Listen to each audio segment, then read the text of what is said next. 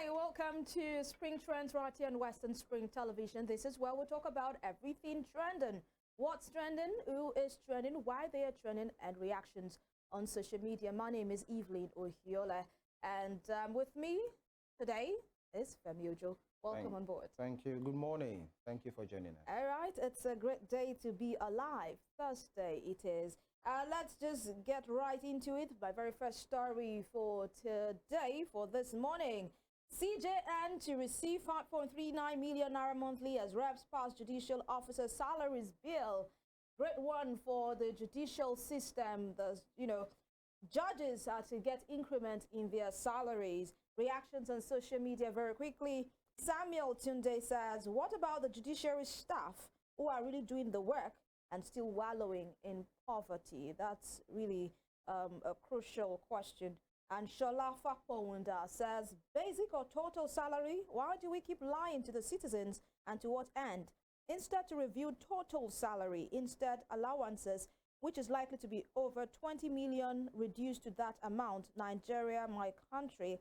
And Ezeidu Obumumneme says, Nigeria is not a serious country. You pay CJN 5.9 million while professors are receiving less than 500,000 naira. Primary and secondary school teachers are receiving less than 50,000 naira. Civil servants are receiving less than 40,000 naira. What a country. Things fall apart, right? I thought Nigerians were going to be given kudos and applause for this particular one, but it seems there is more to this matter, saying you cannot just attend to one and leave the other. What about the civil servant, the judicial workers, the teachers who produce these judges, the professors, the lecturers who produce these judges? What about them? And I think it's a valid question, Femi. I think it is, actually. And that 5 million, it's sounding big, looking big. But what's the purchasing power of that money, especially as it is right now? They deserve it. I think they do. Really, for you, it's a career path. It's not an appointment, so to speak. 3 years, 2 years, 4 years. You know what? It will have taken you for you to rise to that position, to that level. And I think they actually jettison their social life, because that's one thing that you don't see them, especially when they're in service. You don't see them social circles, so that doesn't appear like they are compromised in any way. It is what it is. They have to sacrifice so many things, for their lives, a kind of sedentary lifestyle. That's what they live, to perform their job. It is not too much. I think the issue is truth can coexist. Let the government, everybody involved, give every worker doing one thing or another what is commensurate to what they are delivering. That is it. The service they are offering, let them hand, something commensurate or close towards their delivery. That is just so. We won't say because of judges any well, and the Jusun, that's the guys that work with them, not any well, they should reduce that of the judges. No, instead, let the salaries of the Jusun workers, judiciary workers, workers at all levels be upgraded, and we have a balanced economy. Because even if you are given times 4 of your salary today, it's a good one, you feel good, but it doesn't give you that satisfaction of the worth of the value of that thing that you are collecting. So it has let that money remain like that. If it can be upgraded or reviewed upward, it's fine, but let other workers to feel like they are contributing, and they should be given something commensurate. If you ask me, anyone that should have a downward review, they are the politicians. This is the time to show workings of this sacrifice we are talking about. Can you let go of these whatever allowance that you people are collecting? I wanted to remember something on Monday. I think I remember it now. It's called hardship allowance. Some of these National Assembly members, hardship. Who has hardship? Is it National Assembly members that have car allowance, newspaper allowance, wardrobe allowance? Some of these things are given to them, and the executive as well. But sometimes we pay too much attention to the legislators.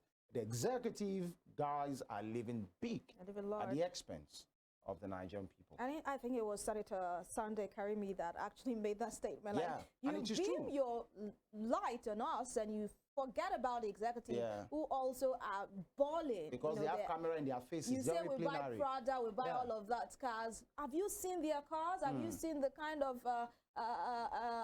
cars they use? The escort that they have. The escort they have. And you wouldn't even hear him. All right, to the next story this morning, and it is from President Bola Tinubu, the Commander-in-Chief of the Federal Republic of Nigeria, and he has taken a major decision, especially in his cabinet. This one here says President Tinubu has announced temporary suspension on all public-funded foreign trips for ministers, heads of agencies, and other government officials starting from April 1st, 2024, lasting for 3 months. Now, the president has emphasized the requirement for government officials planning to undertake any publicly funded international trips to first obtain presidential approval at least 2 weeks in advance. Such trips must be considered an essential one in order to proceed. All right. Another directive given by Mr. President. But the question is, will it be followed to the latter? This is not the first time Mr. President will bring out such a directive, but at the end of the day, we'll see a contrast when it comes to the implementation of this directive. Reactions on X says, Dibola says, that's a significant announcement by President Tinubu. It seems like a step towards ensuring responsible use of public funds and prioritizing essential international trips. It is important for government officials to obtain approval and consider the necessity of such trips. This measure could potentially bring greater accountability and efficiency. Emmanuel Munachi says, this one, everyone is appreciative to the new development. Remember, the bag of rice and basic food items are still high, and this is just a temporary ban, not a permanent ban, so it wouldn't do anything in reducing high costs of governance. That's what Emmanuel Munachi thinks about the situation. And Obim, all right, I have an issue saying that word. I'm not his Obim. But then Obim says, just 3 months would Nigeria economy be stabilized within the set period. All right, your reaction on this, Femi? I wonder why you're having a problem with somebody's name. Is Obim now? That's that person's Obi. No, yeah, it should be Obi. But when I say Obim, it means my Obi. And he's not my Obi. You just have to do your work. That's the person's name, by the way. But moving on to the subject matter. Yeah. I was almost giggling or laughing out loud when I saw that okay, for the next 3 months, no internationally, that government will not fund international trips for 3 months. Everybody that wants to go should take permission from the president. Interesting. You think that's funny? The character of Lasisi Elenwe. He say, but Ashagi. Yeah. He say, share you the wine me. I'm sorry. But this they look like whiny. I beg you. I'm not trying to be pessimistic here, but we had things like this before. Same from the same directive from 001. That's numero uno. Okay. Oga, I showed you the one. Saying, oh, you guys must do this and do this. You guys must not have more than this in your contingent. Yeah. You guys must have this and this. Only for Dubai trip to happen, we see first and second son, on their way to Dubai. They were even standing on the first line, the first two. Yeah, like they are the sub-head of that delegation. But I'm hopeful, Sha. The hope is not that renewed right now, but it's a right step. All right. Will they do it? You mean if those guys want to travel before, don't they? I'm not sure it's something new. It's part of, the process that a member of the cabinet must seek the permission of his principal before you travel. It's there. It's nothing new. If they want to now put their foot on the ground and say, you must follow this, I agree that the government will not fund it. Okay, we wait to see. Evelyn, God sparing us, you and I will be here to speak about this matter again. And then you see people explain it away. Nigerians have an issue with just 3 months. I mean, why just 3 months? Why not just, continuously. That's the way it should be. For you to go out, definitely. The C must know the purpose of the trip, the people following you. Why 3 months? Are you taking a crash course or whatever? Or you want to see how that will affect it? The economy. No, all right, of course, we have our fingers crossed, and we hope that this is not just mere talk, but the president will walk the talk and ensure that this time around, it works. The next story this morning, we are seeing some progress When it comes to Forex, the CBN seemed to be, doing a whole lot of work, and the work is producing some results, as we learned that the CBN settled all FX backlog as internal reserves rise to $34.11 billion. And of course, we know that there have been the naira has been gaining, gaining for some time now. But let's take reaction on social media. Arakuni Olamijuwon says, "This is good for the nation. Nigeria will rise again."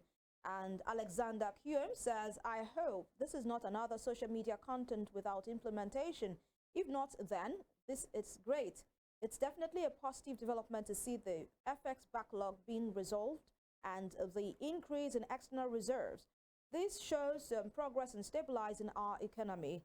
We must also ensure transparency in the CBN's operations, maintain consistency in monetary policies, diversify our economy, and invest in critical infrastructure. I hope we move forward from this." Alexander, saying all of that this morning. Adewale Damlari says, "This is a welcome development. Lifting a ban on Naira-dominated ATM cards is more than necessary now." Your take, Femi? I think if it is what it looks like or sounds like, I think it's a good one. It's a good one to say they are working. They are doing everything to stabilize the Naira, and the foreign reserve is growing as well. So they should, whatever they are doing that is working, they should keep it up. That is it. But just, a part of many Nigerians will say, we hope this is not just, just to give us something to cheer about, like you are working. Make the optics look good. But then it's a difficult time for whoever is in this chair, talking about Yemika Doso's seat right now, based on what they said has happened and where he is coming from and where he is right now. For they to have said they have done this and these, pick back $7 billion in backlog, having a foreign reserve increased, I think it's a kudos to them, if it is what they said. All right, amazing. We'll move on to the next story this morning, which is our final story. Now, there is a statement credited to the First Lady of the Federal Republic of Nigeria, Excellency Oluremi Tinubu, saying that everybody should grow something. I mean, I'm sure that statement stemmed from a place of, what's that word I'm looking for? Concern, and also a place of trying to advise Nigerians that we have to grow something. But just people on social media, they are catching cruise with this. The First Lady is saying everybody should grow something. I mean, grow something, if you have a backyard, if you have a garden, get a garden, just grow something. I mean, this is how we can also move forward as a nation. And reactions on social media, this actually, when I read them, got me giggling. El Eunice Ahmed says, "Thank God I am growing my beard." Really? Like, really? Grow now, grow. Ahmed, like, Abba now. Okay, so Professor Ishola says, "Remi Tinubu's statement urging everyone to grow something oversimplifies the complex economic challenges faced by Nigerians. While encouraging agriculture is important, it ignores the systemic issues causing economic hardship." And Suma Professor says, "Most farmers are deprived from entering their farm as a result of insecurity. Grow something in our backyard or where, solve the challenges first." Your take, Femi? Yeah. What are you growing, by the way? Let me speak to the issues here. Firstly,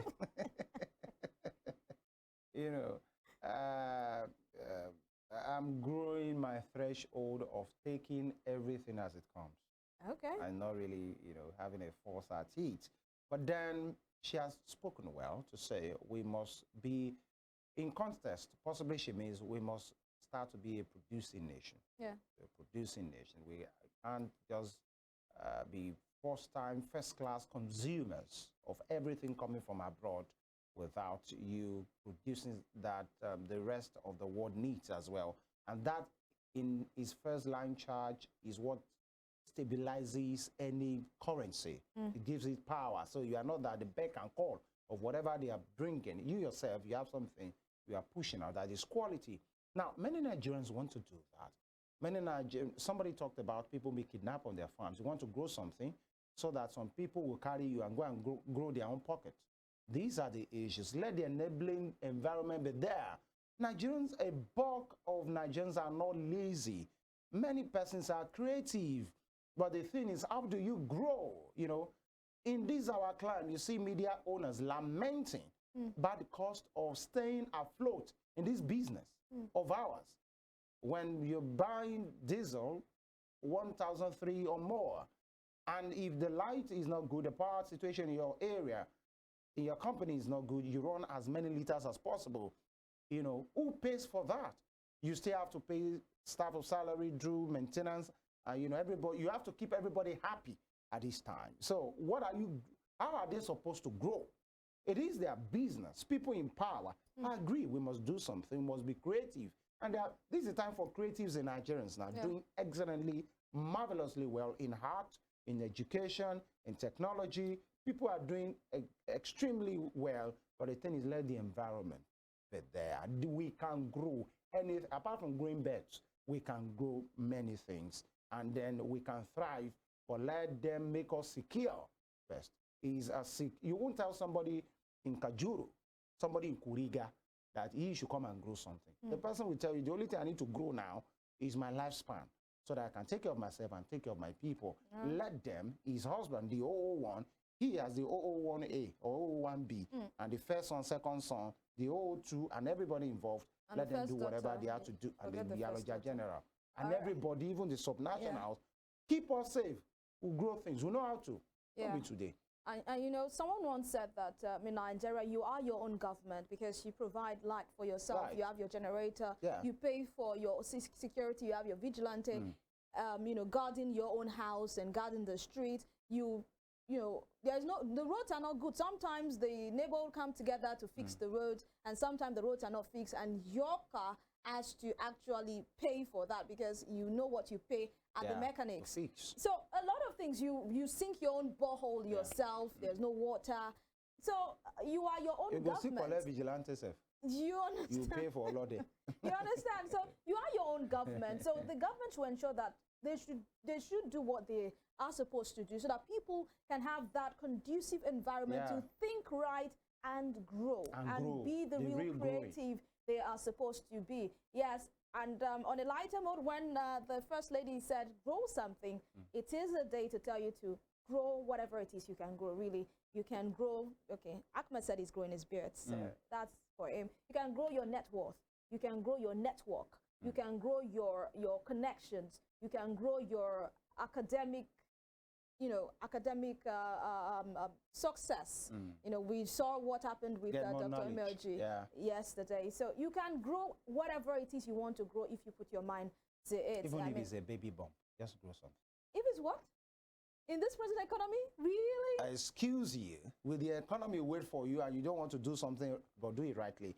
By the way, you know, talking about us, Randolph, talking about you being your own government, I remember people have to power their own generators themselves. And because some persons doesn't like the heat that is happening, God help you if you are living in an area that has some Pablos. You know, people who call Pablo, that usually run their generator, you know, all night. The Pablos and their Pablets, what they do, or neighbors are not even Pablo in nature.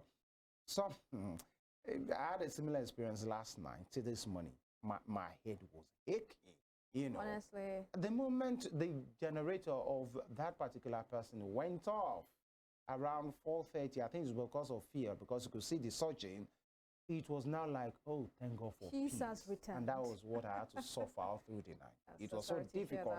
But it's not looking like it's about to stop, because the person will tell you, I'm in my compound. Yes. Although, you know, there are prohibitions to that in some states. I think Lagos State. If there was actually constant electricity supply, that won't be the case. Exactly, that won't be the case. So you will not blame that person for wanting to have electricity to work. But I think we should be considerate at times. He wants to work. What if that person works at night? What if whatever generator you are putting on that is noisy until like 12 a.m., 1 a.m., please spare the rest of the community. Okay. Please. All right. That's an if you are doing that, Femi, okay. All right, that's the much we can take for today. Thank you for being a part of our world. We'll make a return tomorrow for the very last edition of Spring Trends. And as you all know, it is my best day of the week, Friday. Yeah. But then for today, ensure to do all that you can to make it count. I mean, this is another new day. Whatever it is, go for your dreams, go for your goals, and ensure you come back with gold. And grow it. And grow it, yeah. My name is Evelyn Ohiolei. Thank you so much, Femi, for coming on board. Yeah. See ya tomorrow.